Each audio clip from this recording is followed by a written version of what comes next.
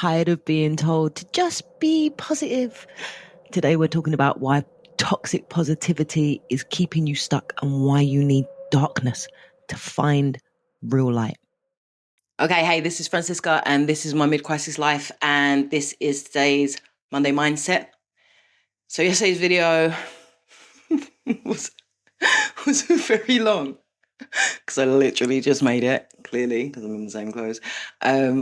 Was a very long exploration around boundaries, around self-loving boundaries, around how people find it difficult when you assert your boundaries, and how overall, despite my desire to want to fast forward to that place of serenity, that actually is extremely unhelpful. So I'm going to try and make today's video a little shorter so that my brain doesn't explode. I think the thing that mainly I want to talk about is this, right?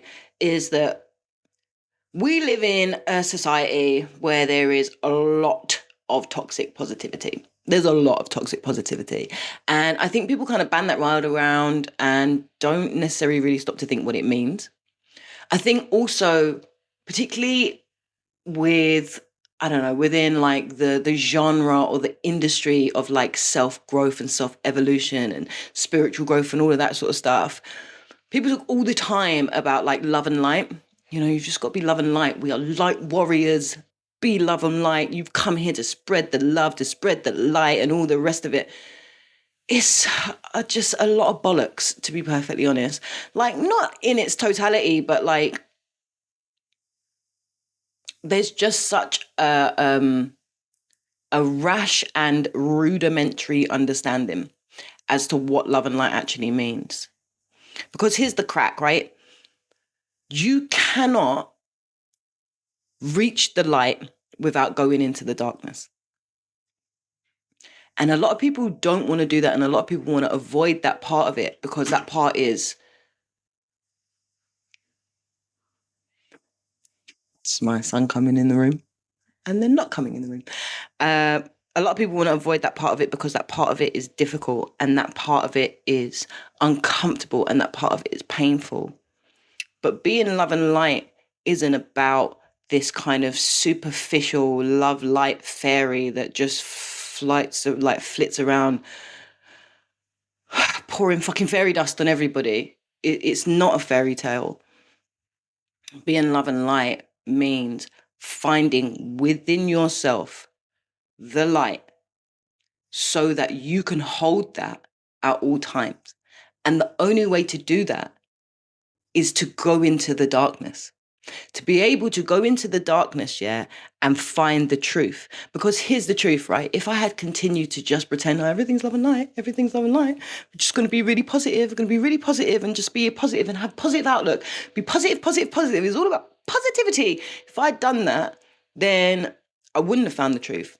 And the truth of the matter at the moment for me is that I need to feel that discontent within the relationships that I have previously had in my life to remind myself and bolster myself and give myself the wherewithal to be steadfast enough to maintain my position and maintain my boundaries.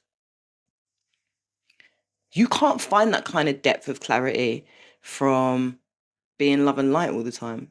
It's completely impossible.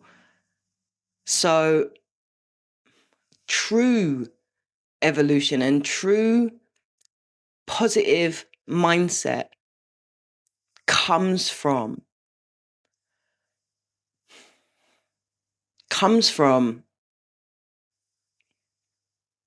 radical honesty. And radical honesty is not about good or bad. It's about what's true. And if what's true is that you feel pissed off, then honor that. Honor that. Because that's the only place you're actually going to find the truth. That's the only place you're actually going to find the clarity that you need. Because really and truly, I think ultimately, It's not about being happy. It's not about being positive. It's not about being love all the time. It's not about being light all the time. Yeah, it's about trying to hold a frequency of love. But even holding that frequency of love, you can only find it by shedding the things that are not love, not by ignoring or avoiding them. And you can only shed them by understanding them. And you can only understand them by looking at them, by being in them, by engaging with them, right? Because it's not about positivity, as I say. Actually, really what it's about is about contentment. And contentment means that whatever is going on, whatever you're facing, whatever you're feeling, because our feelings will fluctuate, even just down to hormone imbalances, our feelings will fluctuate, let alone environmental stresses, right?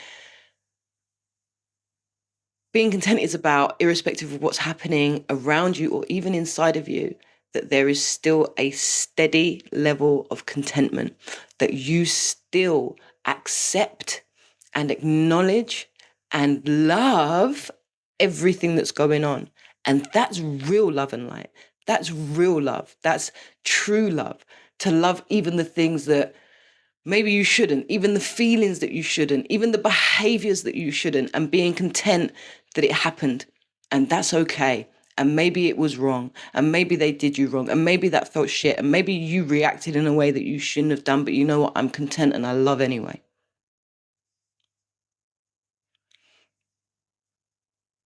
I think that's it. I think we'll leave it there. So yeah, join me tomorrow for Chrysalis Tools. We're going to go a little bit deeper into this idea of facing that darkness, facing that discontent, rather than avoiding it, and seeing what comes out of it. Yeah. Okay, that's it. So, what negative emotion are you avoiding that might actually hold your truth? Share below and subscribe for more honest mindset shifts that actually work.